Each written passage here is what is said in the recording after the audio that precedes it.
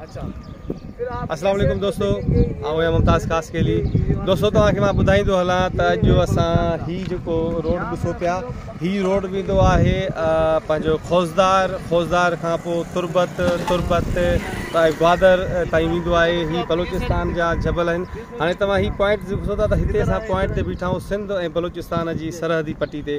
हेॾां खां बलोचिस्तान शुरू थिए थो ऐं हेॾां तव्हांखे ॿुधाईंदो हलां त कीथर जबल सिंध जो तमामु वॾो ऐं ख़ूबसूरत जबल आहे। कीथर जबल जेको बलोचिस्तान खां शुरू थिए थो, हीउ सेवण वारनि जबलनि सां वञी मिलाप थिए थो। हल्की पट्टी ज़ाहिर थिए थी, जॾहिं शाम जे टाइम में हीउ मुकमल चिटो ज़ाहिर थींदो आहे ऐं राति जे टाइम में हीउ असांखे वेझो ई आहे। तक़रीबन 10 किलोमीटर जे मुफ़ासिले ते साम्हूं हीउ जबल शुरू थींदो। इहो जबलनि जो सफ़र जेको बलोचिस्तान जे हलियो वेंदो। हीउ तव्हां सघो था, हीउ रस्तो जेको वञे थो कुते जी क़बर, तारीख़ी मक़ाम तव्हां ॿुधो हूंदो, कुते जी क़बर तरफ़ हीउ रोड वेंदो आहे। हीउ पाणी हींअर जेका बरसातूं थी हुयूं, नाड़ीअ खां मथां जबलनि खां जेको पाणी लही ईंदो आहे उन जो आहे, काफ़ी फसल वरी ॿुॾी विया आहिनि। ऐं तव्हां हिन पासे ॾिसो, थोरो गाॾी जो ख़्यालु कजो।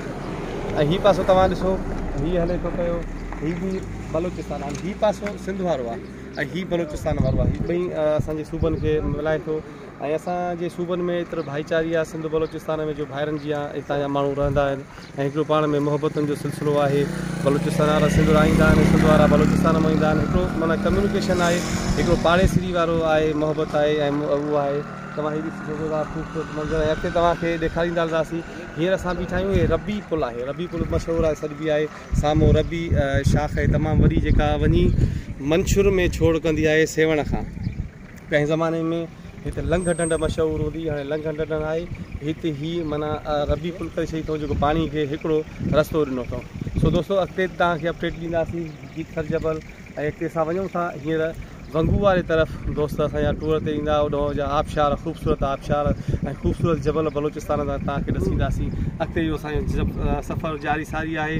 वधीक तव्हांखे अपडेट ॾींदा रहंदासीं। वॾी महिरबानी दोस्तों।